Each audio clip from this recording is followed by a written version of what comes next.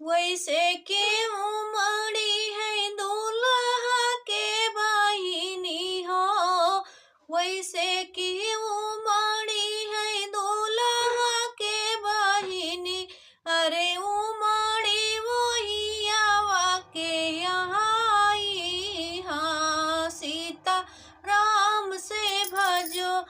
हाँ जी उमड़ी यही आवा के आई। हाँ सीता राम से भजो। सोवत रहली है भैया कवने रामा। सोवत रहले भैया कवने रामा। दिहली है सोवत जगाई। हाँ सीताराम से भजो।